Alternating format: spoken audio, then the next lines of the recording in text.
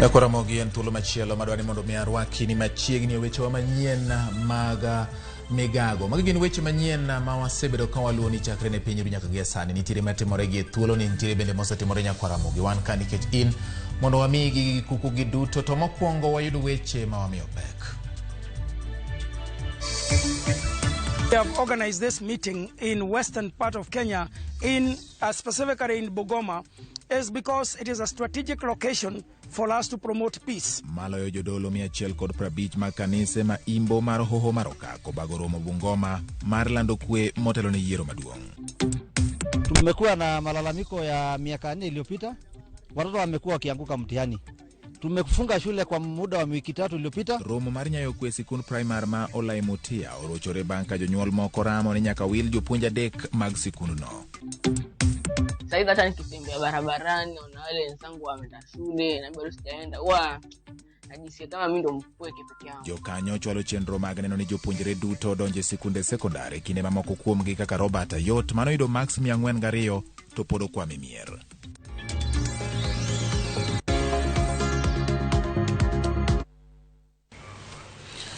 Machiegni nyako Ramogi mar yudo weche manyien adimba kokalo e Ramogi TV. Nyinga en George Bati. Parni nyako Ramogi nyatudri kodwa kokalo lai mar SMS manari adek auchiel nono mondo mimi apachi kotendo gi weche wa manyien ma wakelo ni esechegi mag migago. Kawachako to wang'iyo motende koda weche mag siasa. Jagoro mar riwruok mar Azimio la Umoja Junet Mohamed onyero winjruok mano chwe kogno gi jatend duond bura mar UDA William Ruto gi jokanyo mag riwruok mar Kenya Kwanza kowacho ni en mecho mane okang' mamalo.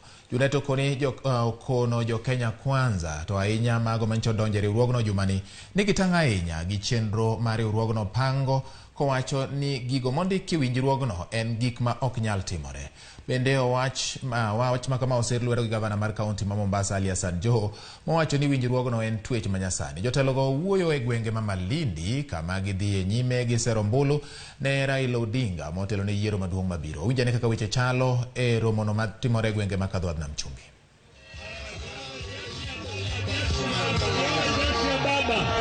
Nionyesheni jeshi ya baba na mkono tafadhalini. Jeshi ya baba. Watu wa Malindi mupo? Ninajua nimeingia tu saa hii, lakini nitasema chache kabisa. Sivyo? Niseme hivi. Tumezunguka Kenya mzima. Na tumezunguka mpaka kule Mount Kenya, Nairobi, Magharibi, na wote wanasema Raila Amolo Odinga. Ninyi mnasemaje?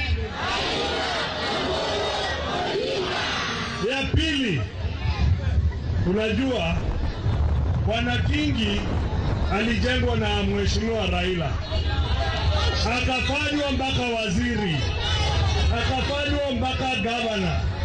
Asante ya punda ni nini? Lakini raundi hii tumuonyeshe hiyo mate. Tuko pamoja?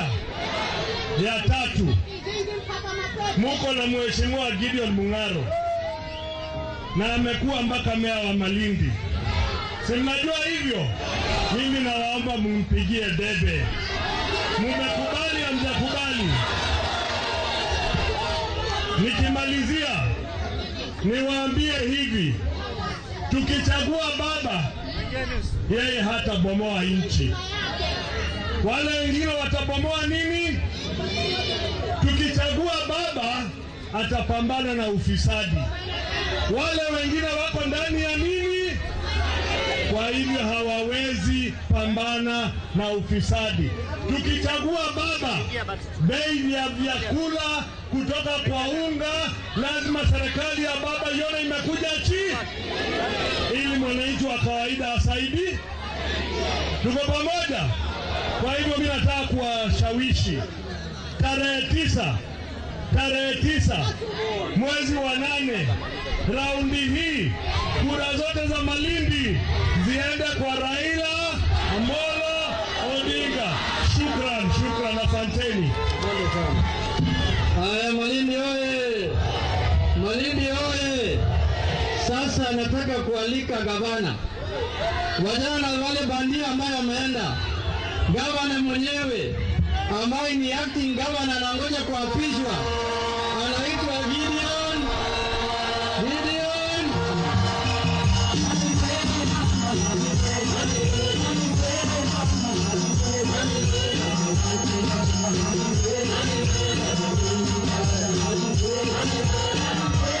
Haya, asanteni. Watu wa Malindi na Msabaha hoye. ODM hoye.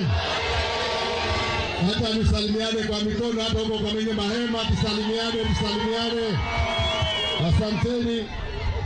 Basi, Mheshimiwa Rais wa 5 Mheshimiwa Raila Amolo Odinga, naibu ya chama cha ODM Mheshimiwa Gavana Joho na Mheshimiwa Peter Kenneth na viongozi wale wakilifi wote ambao wako hapa. Mimi pia nashukuru kuwa Msabaha leo. Najua watu wa Msabaha na Malindi wengi hatujaonana kwa masiku na nimefurahi kuwaona nyote. Niko na mambo mawili ama matatu nataka kuongea. La kwanza, nataka mnisikize kwa makini, wacha kelele sasa. La kwanza, mnasikia ama mnapiga kelele? Jambo la kwanza, wale waizi wa Kilifi ambao wamefilisi Kilifi sasa wameshikana, wako kwa room moja. Mmewaona ama mjawaona? Basi agiria mama namba nyegere makendaje maendeze nyegere achangira nini kawa na noni. Sasa hawa jamaa, kuanzia huyo gavana, mbunge wenu wa Malindi hapa alikuwa kiongozi wa kina mama ama hakuwa? Miaka mingapi? Makundi mangapi ya kina mama hapa Msabaha yalibahatika kupata pesa? Ukishindwa na gunia la wishwa unaweza kubeba la mawe. Basi mimi naambia hivi, watu wa Kilifi, kuna mzee hapa amekuja sasa hivi hapa, akaja akilia anatafuta basari, mtoto wake amepata shule. Kilifi County inapata basari kila mwaka milioni 500 na bado watoto wako nyumbani hawasomi. Pesa ya Kilifi ya basari inaenda wapi? Kilifi County inapata zaidi ya bilioni 2 ya mwaka pesa za ukulima. Watu wa Kilifi bado wanakufa na njaa ama hawafi na njaa? Pesa za kulima za watu wa Kilifi, Kingi atuambie zimeenda wapi? Kilifi inapata pesa za hospitali karibu bilioni 3 kwa mwaka. Mpaka sasa hospitali zote hazina madawa. Pesa za dawa zimeenda wapi? Kilifi inapata zaidi ya bilioni 1.5 ya pesa za maji kwa mwaka. Watu wa Magarini wanakunywa maji na ng'ombe, watu wa Ganze wanakunywa maji na ng'ombe, watu wa Kaloleni, Rabai na hata Malindi hii sehemu zingine bado hakuna maji. Nataka tujiulize kama watu wa Kilifi kwamba yule mchawi wako leo hawezi kukuletea mganga kuugue. Hati leo wamekusanyana kwa rumu, anayeongoza atakayekuwa gavana wa Kilifi ni Gavana Kingi. Aende ama asiende? Aende na wakora wake ama asiende? Wacha Gavana Kingi aende nyumbani. Hiyo miaka 10 amepotezea watu wa Kilifi. Mimi Mung'aro nimeonyesha ile kazi ameshindwa miaka 10, nitaifanya na miaka 5. Ndio tumuonyeshe kwamba atajua hajui. Si ndio?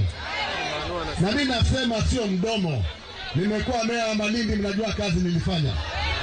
Nimekuwa mjumbe, mnajua nimefanya kazi gani. Na juzi nilikuwa kwa serikali, nilikuja na baba mazishi ya Gumbao Jola, na nikasema pale kupitia baba na rais kwamba nimejaribu kusukuma serikali tununue shamba ya Msabaha. Shamba tumenunua ama hatujanunua? Watu wa Msabaha mko? Shamba mmepimiwa ama hamjapimiwa? Baba akija atawaambia yeye na rais watakuja lini Msabaha wapetane title deed za Mazurui land. Sasa wale wakora Wale wakora watu wameenda kule Karen juzi wakafunga ndoa. Watu wa Kilifi hawakuwa mashahidi. Kwa hivyo hiyo ndoa yao ni bure na sisi hatuitambui.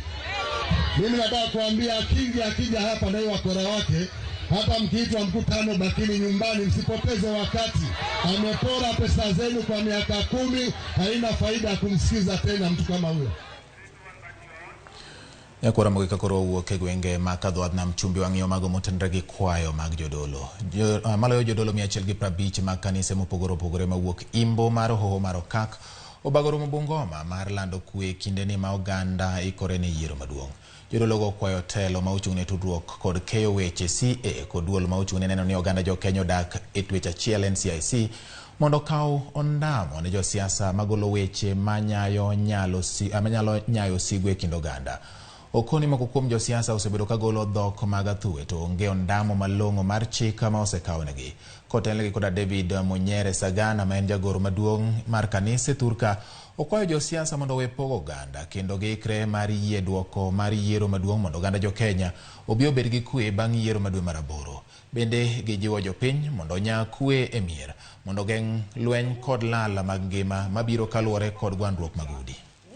Shikana kwa upamoja kuhakikisha kwamba hatutakuwa na shida katika eneo yetu ya Rift Valley. So ninawahakikishia wote mandugu zetu ambao mnaishi katika mji wa Nyanza Western Province na Kenya mzima kwamba eneo yetu ya Rift Valley tuna amani, tunapendana kabisa, hatuna maneno mengine, hatuna mambo na chuki. Unapoona mwandishi wa habari ujue ya kwamba huyo ni ndugu yako ama huyo ni dada yako, ni huyo mtu ambaye anataka ujue kila ambacho kinaendelea katika nchi. Sasa naomba sana ya kwamba wanasiasa mchukue jukumu kuelezea wazi ya kuwa waandishi wa habari nafaa wawe na nafasi yao ya kipekee na waonekane kama wahudumu ama wasaidizi wetu katika hali ya huduma ambayo wanatupatia katika nchi yetu ya Kenya. We have organized this meeting in western part of Kenya, in specifically in Bungoma, is because it is a strategic location for us to promote peace. We have seen in the past that these are some of the hotspots, and we have already gone to other hotspots, and we will continue going between now and August 9 to preach the message of peace to this nation, because as a church, peace is very important to us. Riwruoge makedo ne ratiro mag oganda e kaunti ma Homa Bay chano bedo e mesa gi jochung' madwaro kom gavana ma Homa Bay e yiero mabiro mar pedhonegi chandruok ma jopiny kaloe e kaunti ma Homa Bay ma en chenro magichano motelo ne yiero ma tarik 9 dwe mar 8 higani. Riwruoge go chano romo gi jochung' ariyo e komno kama oting'o gavana machon ma Nairobi Laktar Evans Kidero malaro komno ka ok otiyo gi duond bura moro amora kod Mikai Gladys Wanga mar ODM mar go kod gi mbaka e wi chenro mag dongruok ma gin go ne jopiny. Japetho Jijo ma en coordinator e migawo mar Integrated Development Facility owacho ni magi gichano kendo romo ne gichano tarik 9 mar dwe manyien. Bende gidhi geto godo mar ng'iyo ka bende jotelo go keto e manifesto margi chenro ma nyalo nyayo dongruok ne jopiny. Wadwa bedo gi gimoro ma dongere luongo ni round table meeting kata dalo bura moro me kind riwruoge mokti mag sirikal gi jogo madwa chung' mondo pimnegi gigo mainyo Homa Bay County. Kaka useng'eyo, Homa Bay County CSO network osebedo ka tudore gi sirikal ma county ma ondigo sane. To gigo mosebedo kwa tudorego gin gik madhi e weche mek service delivery gi kaka onego ta sirikal ma Homa Bay kae obed maber. Governors round table en gima wadhi keloe governors temo chung' Homa Bay kaendi. Kwa keto gi kanyakla en mokwongo ni idhi nyayo kwe mondo mi wang'ini to be ginyalo bedo kanyakla e mesa ma ging'ini tang'o ma gidwa timo ne jo Homa Bay. Nekech wantiere gi wach maluongo ni nothing for us without us. Onge gimibiro loso ne jo Homa Bay ma jo Homa Bay wegi ok otimore nade ok irwako e igi ka policies gi ong'i. Like for instance ka wang'iyo policy matudore gi weche mag public participation biro chuno ni japiny gik ma gidwaro from the grassroots or at the lower level biro bedo ni mane mitiyogo mondo timne budgeting, mondo timgo planning. To kamano timore to service delivery biro bedo enhanced. Jalar kom mar gavana ma Kakamega Gotiko mar ODM Fernandes Barasa ne otero kampen mage momias kosingo kelo lokruok ne oganda poni obi oyiere kaka gavana. Barasa osingo medo gige thieth kar thieth ma Musanda nyaka chopie level mar 4. Owacho ni jiwo thieth en achiel kuom gigo ma odhi keto e maino mare ka oyudo telo makono.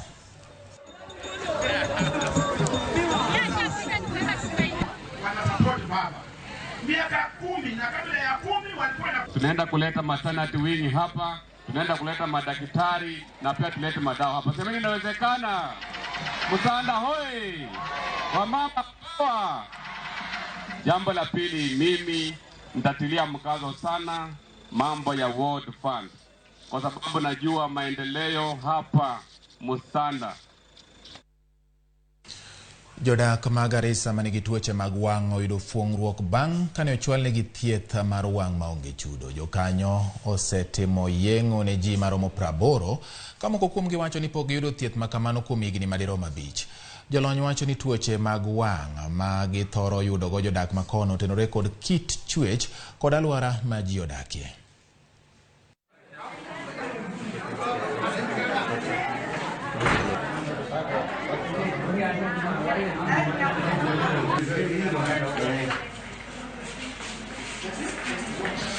Ni furaha tele kwa sababu nimeishi na hii shida ya macho miaka kama 25 hivi. Jicho moja yangu haikuwa inaona vizuri. Na sasa tangu nifanywe operation naweza kuona hata kilomita 3 hivi na hiyo jicho. After nilifanyiwa sergeant, saa hii mimi hata naweza ona hiyo tanki iko mbali. Kama hata tuseme ni 3 kilometers. Macho yangu inaweza enea. Na tangu sijafanyiwa hiyo operation ilikuwa ninaona mangasa hata sioni. Ninaona tu mambo zangu yote ilikuwa baka nilikuwa nafanya sunglass. These people here have not had these services for 5 years. A lot of these cataracts we were doing were not very easy cataracts. It just shows you how much this problem has been here. The contributing factors one is genetic, the other is environmental, and scarcity of resources. So yes, a lot of this is the environment, and mostly it is genetic. When you go into details, you'll find you get this kind of cataracts in a certain community, you get this kind of cataracts in other. The uniqueness is because of the location and where you get that cases. Ramogi kakoro wang'io motende gi weche mag somo en ni romo mar kelo kwe e sikund primar ma Olai Mutia ni orochore bang' jonyuol moko ramo ni nyaka gol japuonj maduong' kod jopuonj moko 2 kiseyo gi kuom duoko marach e penj. Jonyuol go mane ni kod ichwang' umo gi piny ni nyaka wil jopuonj adekgo kagiwacho ni gin ema omiyo sikuno osebedo ka yudo duoko marach e penj. Japuonj maduong' mar sikuno iseyo kuom rwako akwede mag dhoudi, bayo wach ne jonyuol kod badhore ne tich. Bang' ywaruok kuom chiegni nusa ne ochuno jalup County Commissioner Bruno Gaso mondo donje wachno. Kwanruok ma kamano osemiyo jopuonjre koro ok nyal dhi e skul.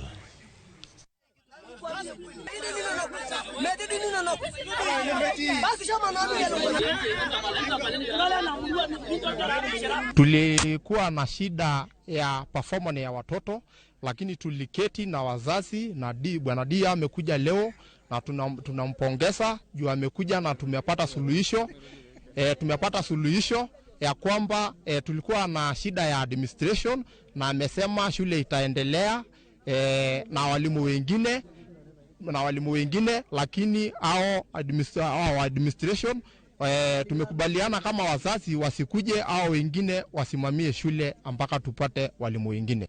Tumesema kutoka kesho watoto wetu watarudi shule kuendelea kama kawaida. Uhusiano wetu na walimu tumejenga kama kawaida. Wale walimu tumekataa mwalimu mkuu na deputy head teacher na senior teacher tumewakataa kwa sababu shule yetu kuanguka ni wao wanasababishaga. Kwa hivyo sisi tukiwa wazazi tumekubaliana walimu wengine waendelee, lakini hao walimu 3 tusiwe na wao.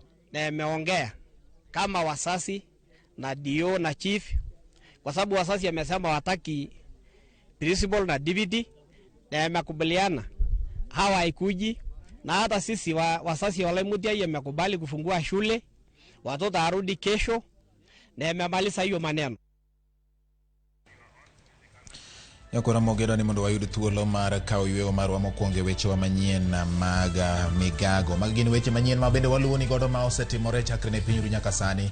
Ka bende nitiere mathoth ahinya matimore gi sani ma bende wamedo luoni. E gwenge ma Kisumu kocha Nyakora Mogi, riwruok mar maendeleo ya wanawake dhialo higni 70 kono. Magi waluoni kendo wabro migi kaka sa medo sudo ka iketo wang'i e TV mar Ramogi nikech mae odwa. Ka wakawo yweyo ka waduogo mathoth kokalo Ramogi TV.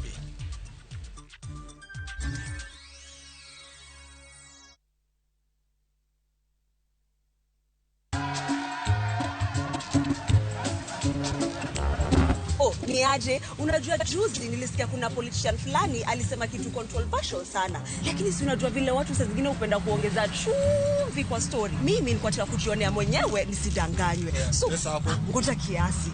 Yes, sasa mimi sikungoja kuambiwa. Nilipata the full story hapa kwa simu yangu kupitia app ya Citizen Digital. Hata wewe unaweza pata hii app pia. Unataka nikuoneshe? Stay informed on all the news and events as they happen across the country, the continent, and the world at large. Download Citizen Digital, Kenya's #1 news app. Welcome to cooking competition. You have 15 minutes to finish the challenge. Your time starts now. Wow, mama natumia Raha Premium ngano. Daddy, unga yako ni gani? Ni unga tu yangu ya ngano. Daddy chapo zako zinakaa aje? Akini za kiajabu ajabu. The mom ni nyami and soft. Now you know. Kwa chapati nyororo laini na tamu, tumia unga wa Raha Premium ngano. Nyomok ngano mar Raha Premium kawuono e duka machiegni kodi. Collect fare kwa boda au matatu ukitumia ViewPay cashless na uqualify for bima ya 100,000 shillings pamoja na medical cover ya 20k na permanent disability cover ya 100k kwa 5 bob pekee. Dial *236# today to start using ViewPay cashless. Msiwe na deni kwa mtu yoyote isipokuwa deni la kupendana. Ampendaye jirani yake ameitekeleza sheria. Maana amri hizi, usizini, usiue, zimo katika amri hii moja. Mpende jirani yako kama unavyojipenda mwenyewe. Ampendaye jirani yake hamtendei vibaya. Kwa mapendo, sheria yote hutimizwa. Dial *811 *338# to get upendo kuu.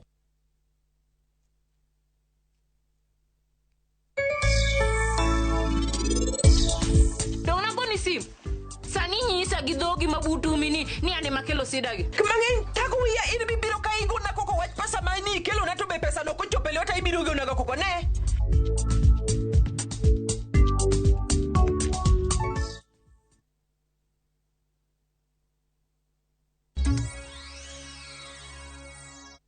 Machiegni kendo Nyakora Mogi weche wa manyien mag migago pod wamedo luoni matimore. Koro wadhi Kisumo kaka nanyisi.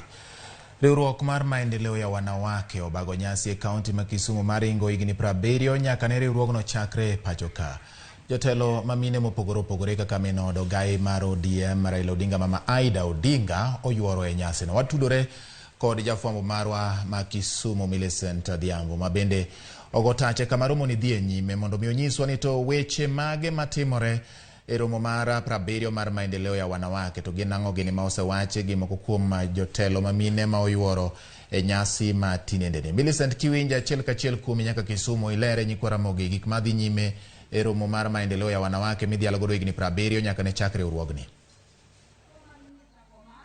Erokamano ahinya Emmanuel, wanachiel kachiel kal tiegruok ma tombo ya leba kodere boma ma Kisumu kuma bende obag nyasi mar dhialo higni 70 ma bende riwruok mar maendeleo ya wanawake osebedo ka timore kuma bende wang'ni ne ging'iyo matut kata machiegni jo counties kata mine mawuok e counties e alwora ma Nyanza. Kapok anyisi welogo eko ma bende oyuoro e nyasi ni endi ang'ne ami achiel kuom moko kuom mine ma bende oyuoro kaendi mondo ginyiswa ni to romo ma kawuono ni endi gin kaka jogo kata jomine mauke counties ma Kisumu kata Luora ma Nyanza gikawe nade to giwinjo nane gin gik mage mabende ging'iyo odiochieng' ma kawuono giromo niendi kotenore kod dhial magidhelogo igni 70 magisebedo ka gibedo kod romo makamaendi. Machiegni ang' nachak kodi mondi chakna gi nyingi nyisani to romo ni endi ang'o mung'iyo matut odiochieng' ma kawuono? Ani luonga Anastasia Chieng' Odongo awok Barateng Gota Simbo Sub Location. Amon godiochieng' ma kawuono mwadhialo odiochieng' ma 70 odiochieng' ma 70 ma maendeleo. Maendeleo osegonwa okang' mang'eny kendo odiochieng' ma kawuono kaneno mama Martha Karua jomadongo dongo jotelo madongo dongo koyworo ka en odiochieng' ma mor. Kendo wa mama kawuono wang'eyo gima wan ga nikech osebed kidiyowa piny mon idiyo piny ma iwacho ni mon ongo duol. Koro odiochieng' ma kawuono wang'eyo ni wan mon tunaweza kendo wan kod duol. Kendo waneno ni piny ni kalachuo ma maya seche to wan ye mwanyalo gero piny to tuonwa thuolo. Koro maendeleo ya wanawako kochakre odiochieng' ma kawuono kwaneno Jacqueline Oduor giri jomo donjo kama dongo dongo gisemiwa teko ka kendo miwa pawa kendo wang'eyo ni kwadok chien wadhi wacho ni jomodong' chien maendeleo e chakruok mar mama maonge maendeleo onge dongruok, mama moko ng'e maendeleo be onge gima nyalo timo. Mama moko ng'e maendeleo en mama makwachi kor udi kawacho mana ni miya gini to mon maendeleo kukwach kendo ritre kende. Ero kamana ahinya ang' ni chakna gi nyingi mondo inyisa ni odiochieng' ma kawuono en jip mane maromo ma kawuono miyo kaka mine mawuok e Luora ma Nyanza? En mor maduong' ahinya kaka mine mawuok e mor ma Nyanza ma maendeleo ya wanawake kaluwore gokang' mwasegoyo ikindego duto momiyo waromo kanyakla achiel mondo watud paro wamed rieko mondo nyithindo ma achien ong'e ni jonyuolgi nosego step kendo ber manitie ni minewa madongo mosetelo ni piny duto be wan go kanyakla omiyo wabedo gi mor maduong' ka wabiro e chokruok ma kawuono e Nyanza kae. Nyinga iluongo ni Mildred Adhiambo, Ugunja, Siaya County. Kawuono wabiro celebrate our 70 years anniversary mar maendeleo. Wan mine ma maendeleo, wan mine ma strong. Mine matimo gigi matimo gigi kaka gin strong no. Mine moko depend on men. Wan maendeleo wanawake puonjowa kaka wanyalo bet, kaka wanyalo sustain ourselves, kaka wanyalo rito nyithindewa, kata onge ni income will struggle together kaka wanyalo bedo gi income. Koro kawuono odiochieng' ma celebrate mine motegno mag maendeleo. Mano kende gima dawanyiso. Amora ahinya kwach maendeleo ma kawuono, celebration man kawuono, mwa celebrate 70 years. Nikech maendeleo osekonyowa mang'eny. Mine ma jo maendeleo gin mine motegno kendo chwiny. Kata en chi liel to kama entie en gi maendeleo. Kendo ja maendeleo kiyud no onge puoth alot, ok yud no onge gimoro amora, en gi gike duto moikore ma en go. Kendo dhako ma ja maendeleo dhako motegno kama orito gweng' ma entie ga anyuola ma entie en anyuola mobedo strong mana nikech maendeleo mare. Kamana nyabo kawo ng'amo gik kasto ang' ne alora modong' ang' nwalu bang'e. Okay, Ave Mako. Okay, an jako ma Ugenya maendeleo kendo life member ma maendeleo wanawake. Maendeleo osebeti kuom higni mang'eny to pod ni chokone berni to sani neno ka berni michal mantie. Koro emomiyo an ka ni jo Ugenya te mobiro mondo wa support to sani wadwa bet motegno wauso gik moko yuech wakelo kanyo kape wakelo kanyo woche wakelo ka gik mwaloso nyaka jike wan go kacha mabende onyiewa maber kabisa. Kora mendo na mon ma pod onge maendeleo mondo kasore mondo donji maendeleo wanawake mane madache koro joga gi omusi mana kamano nyakoro Ramogi kaka isewinjo no endi gi e thuolo ni endi mondo mi walunu gigi endi achiel kachiel kuma bende romo ni endi okelo kanyakla mine gi mondo mi ginyal twak e weche motenore kod kwan mamalo manoneno kod nonro manotim god Nascop kanogolo ni nitiere kaka landruok medore e kind mine kod rowere manyiri manie kind igni 15 nyaka igni 24 mago e twak ma bende idwa tele kod mama Ida Odinga mondo mi onyal puonjore gi mon ka ginyalo puonjore kod nyithindgi manyiri mondo gine ni tinyalo duok nade landruok mar ayaki e kind nyithindo kata minegi eki.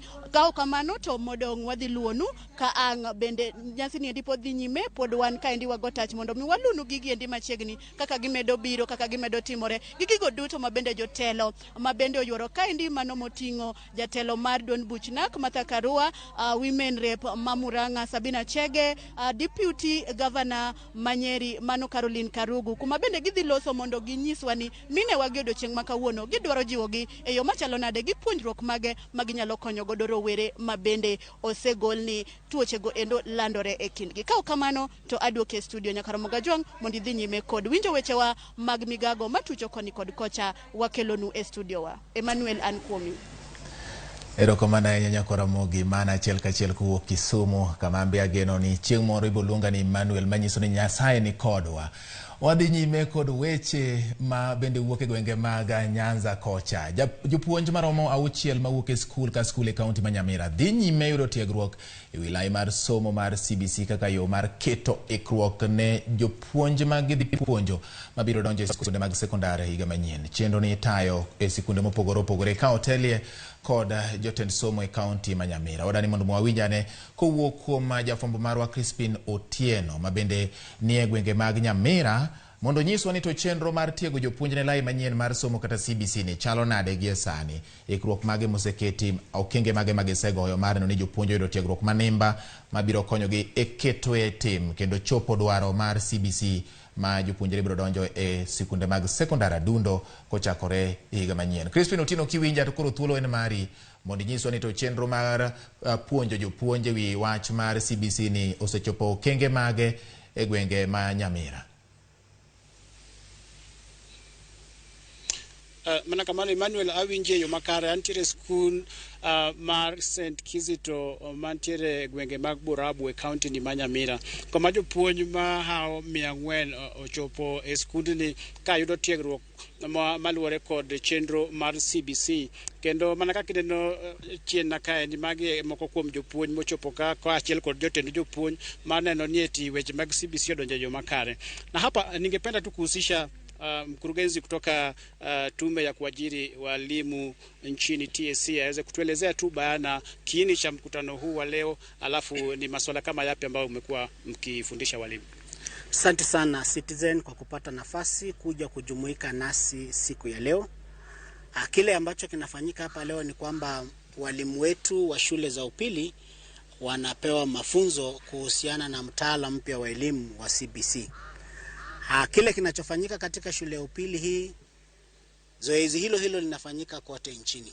Utakumbuka ya kwamba mtaala huu ulipoanza tulianza na shule za msingi ambao walimu tayari wamepata mafunzo, na madamu wanafunzi sasa wanaenda katika kiwango cha pili ambacho ni cha shule za upili, tuliona ni bora walimu pia wa shule za upili waweze kupata mafunzo haya. Kwa hivyo kile tunachofanya ni kwamba ni kuandaa hawa walimu wa shule za upili ili waweze kuwa tayari kuwapokea wale wanafunzi ambao wanatoka katika shule za msingi. Alafu kumekuwa na changamoto za madarasa hapo awali, mpaka saa hii hali iko namna gani tunapoelekea katika mwaka 2023? Je, madarasa ya CBC yako tayari mpaka sasa? Madarasa yanajengwa kwa awamu ya kwanza tayari imekamilika. Tunatarajia kwamba hivi karibuni fedha zitatolewa ili awamu ya pili iweze kuendelea. Ukitembea hapo utakuta kuna madarasa ambayo shule hii ilipewa ambayo yamekamilika, ingawa bado kuna mengine ambao watapewa awamu ya pili. Asante sana. Manuel, an gi moko kuom jopuonj ka modwa ni mondo wawach godo do wagiler mondo ni gin kaka jopuonj opuonj gi ang'o e yore mag weche mag CBC ni. Achakodi lerna ni nyingi nga, alafu inyiswa ni eti iyudo puonjruok machalo nade. Erokamano Ramogi, kuom nyinga iluongo ni Awino Jacinta. Kuom sani atiyo Burabu ka. Amor kuom chenro mar puonjo jo CBC. Puonj wayudo puonj maber.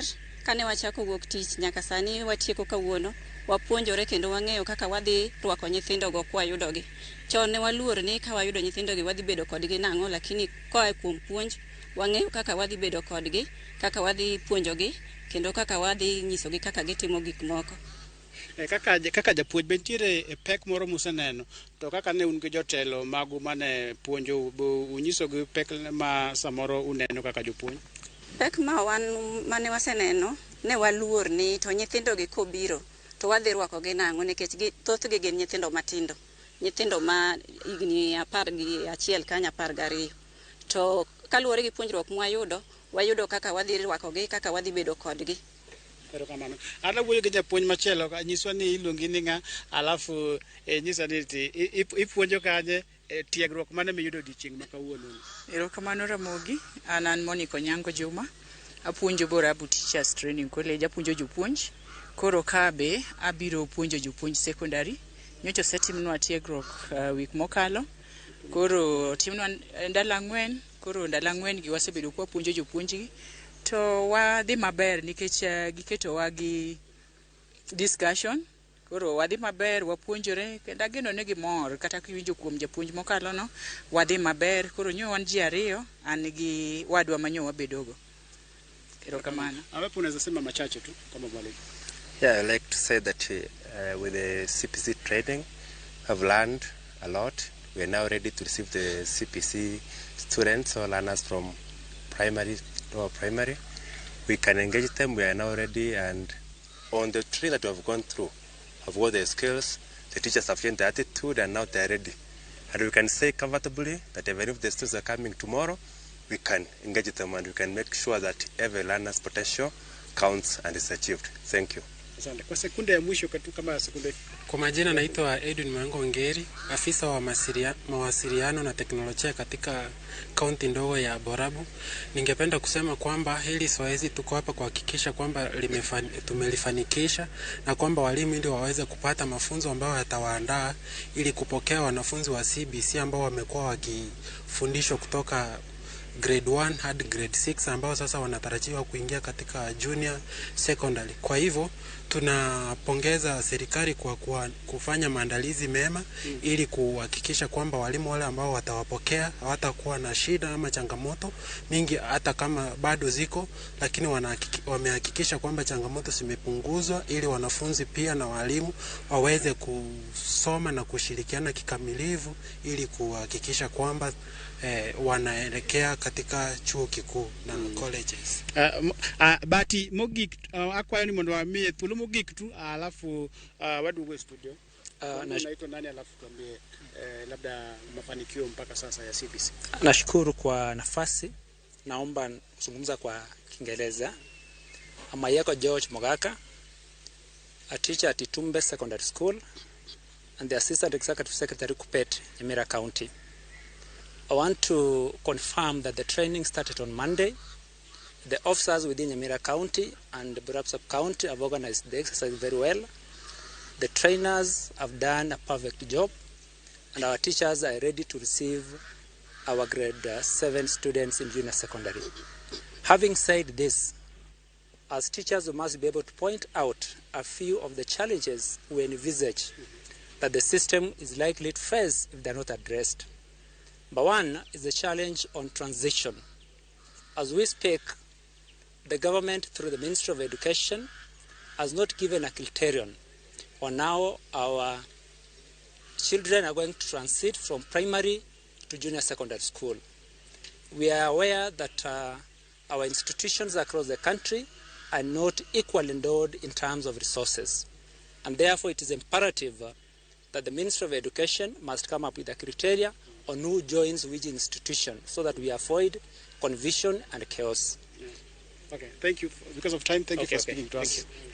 Asante sana. Bati George, manaka kiwinyo no mana chal mar Weche school ni mar St. Kizito maidore gwenge maborabu.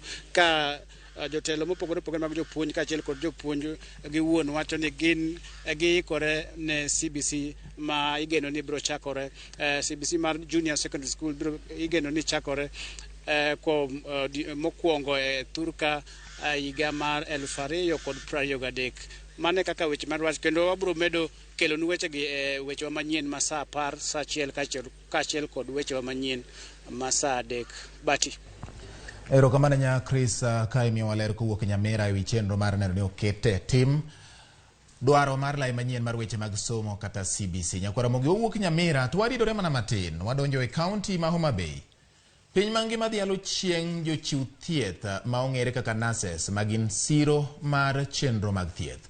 Wadwani watudre achiel kachiel kod jafwambo marwa e kaunti ma Homa Bay Alia Beach mondo nyiswa ni to nyasi ma obagi e kaunti ma Homa Bay chalo nade gie sani. Alia Beach koponi winja ma thuolo mari mar koro fuononwa malong'o ni to nyasi mar jochiw thieth kata nurses ma Homa Bay chalo nade kawuono nikech ma odiochienge giyango gigo magiseketo e okenge kata maino margi kaachiel kod gigo ma bende degier mondo timnegi mondo tich mar chopo thieth ne japiny ma ja Homa Bay ochopnegi kare. Alia Beach kuomi gie sani endi.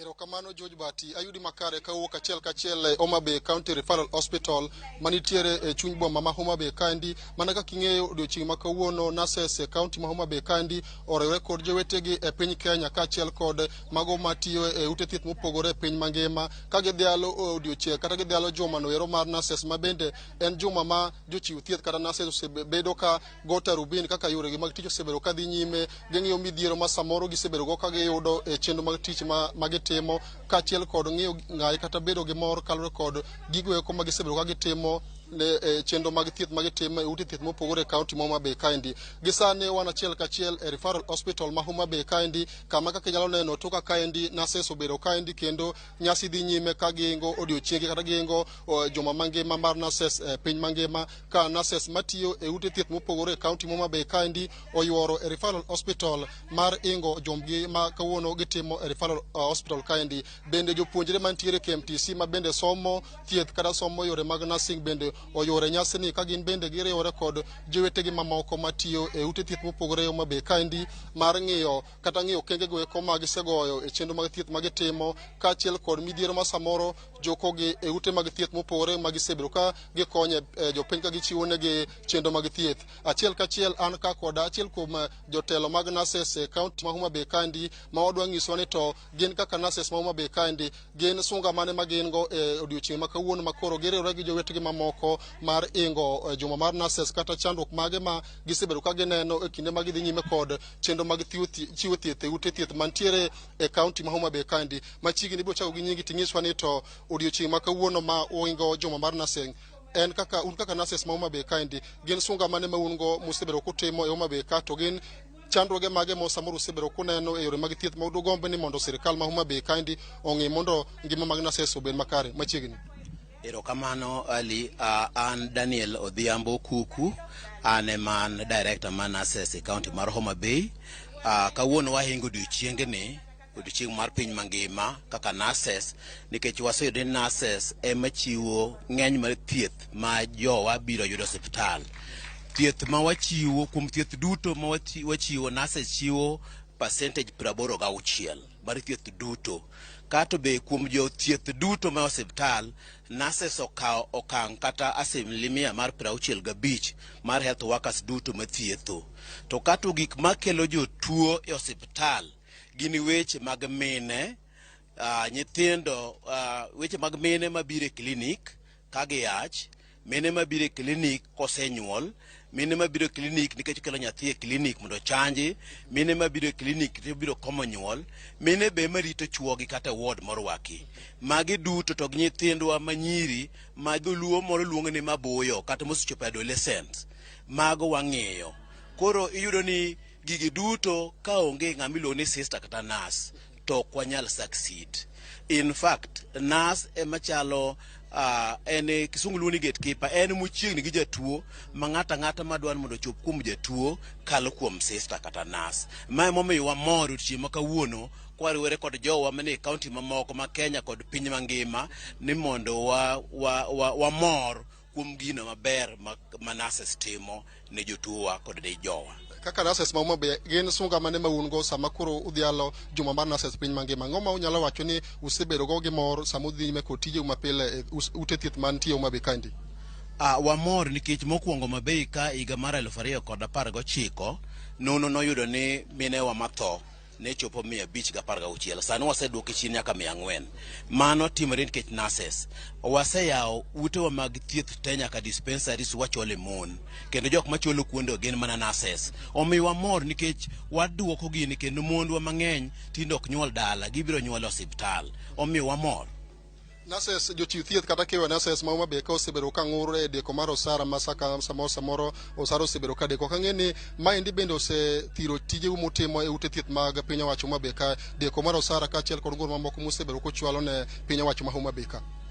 Mano nitiere rem kata biro modeko mar msara osebedo ka chando wandiyo, lakini nurses nigi chuny moro mar winjo dwaro mar jok ma githiedho. Omiyo kata msara to wajadhi kendo waneno ni jowa mobiro iro wakabiro dwaro thieth wakonyogi mondo kik wabed gi tho, wadwa ni jowa yud konyruok. Kwatieko en ote mane ma in go ne nurses weteni e Kenya mangima sama koro udhial wingo juma maru mar nurses e piny mangima ni? Wawuogur oko nurses wakony jowa to watem gima luongo ni encouragement mondo minewa mayach okaw linda mama mondo ginyuole osiptande wa, kik wawe minewa nyuol dala. Nyithindwa duto monyuol bo wakele klinik mondo chanji. Minewa bokom nyuol wabed gi ing'eni ka miyo osebedo maber to familia be bedo healthy. Koro wabed gi mier ma ji ngima kendo gin ngima maber. Erokamano George Bati, mano ne wan achiel kachiel kod director mar nursing e county Homabay kandi ko yango gigo eko ma samoro mor ma gin go kaka nurses mosebedo katiyo e county Homabay ka sama koro giriwore kod jowetegi e tung Kenya mangima kaachiel kod piny mangima mar ingo juma mar nurses e piny mangima. En story ma pod waluwo kendo e weche manyien mabiro mbele kanyo wabiro nyiso joneno mag Ramogi TV ni to nurses ma Homabay kandi ote mane ma giwuok go e sama koro ne gidhialo juma mar nurses e piny mangima. Bati. Erokamano ahinya Ali Abich, mana kaka isesingo ni pod wamedo luwogi biro miyowa mathoth ahinya kaluwore kaka ni chenro mar romono biro rumo, kendo ageno ni pod igo tach mar mondo mi iketwa kare kuom gik matimore e romo ma idhialogo odiechieng' mar nurses e piny mangima. Wamedo sudo nyakwa Ramogi. Riwruok ma ok mar piny owacho mong'ere kaka Regional Education Learning Initiative really koro nigi gombo mopogore opogore made giher mondo piny owacho kokalo kuom migawo mar somo chop kare, ma kamoting'o neno ni omenda malong'o chiw mar miyo jopuonjre madonjo e sikunde mag sekondar kuomruok e chulo fees. Bende giwacho ni kuonde tiegruok mag jopuonjre kaka TVETs onego medi. Ma en kaluwore kod kwan mag jopuonjre manyocha oyudo grade mar D+ kadok piny modhuro, kendo giwacho ni manyalo hewo kuonde tiegruok manitiere gie sani.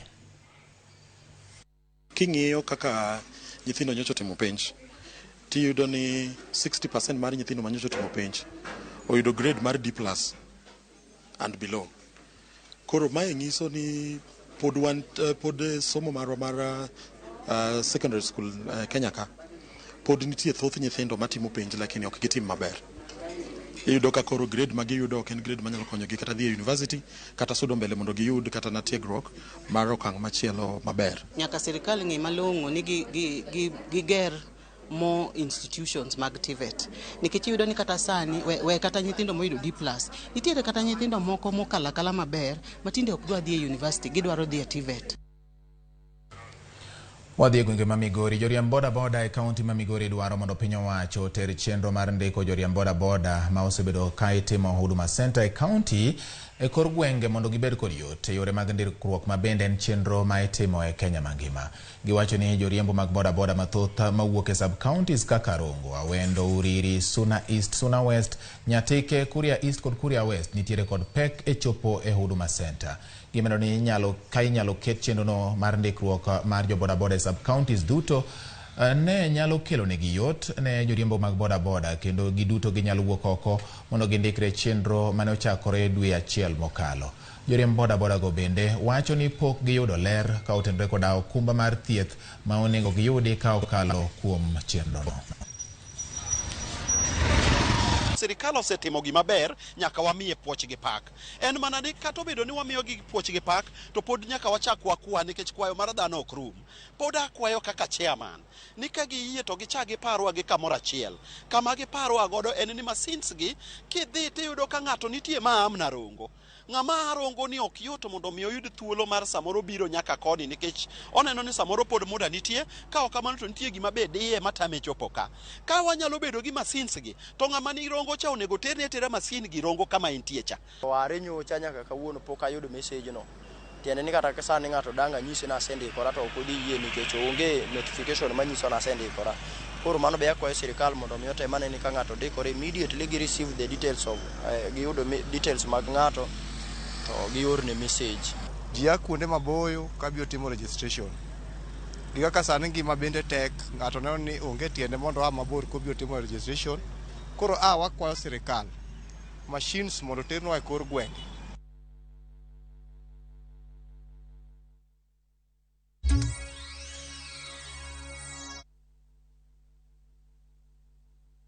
Making and receiving payments has never been this easy. Introducing ViewPay Cashless. Unaweza collect fare bila hassle ukitumia ViewPay Cashless till number or taking a boda. ViewPay Cashless itakusort. Tembelea ViewPay Cashless agent karibu nawe to withdraw. Dial *236# today to start using ViewPay Cashless.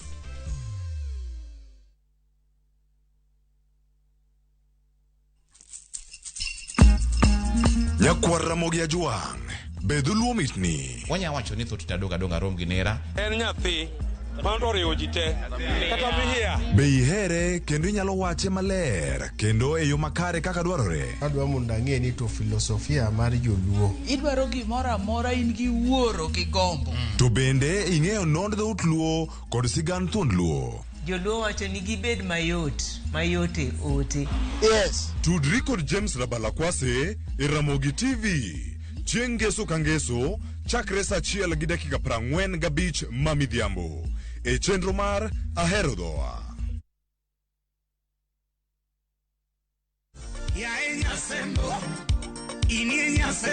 En chenro machakore gi kodira. Chenro makelo ni thumbe luo mamit mogundho. TV ochopo. Wan gi budho mar tipo kaachiel kod twak gi jothumbe mihero. Kitayogi gi Aboy Hansamo Mandawe, Ninja the Entertainer. Wacho ni ma show mar usiku sa. Kod DJ Kolo, Kol Instrumental. Wan gi Winnie Adhiambo. Ero, onyisa ni mos na Aboy Hansamo ka. Ticha Beach ka Ticha Beach, saa 4 e wang' jowi mari mihero mar Ramogi. Kete manaka.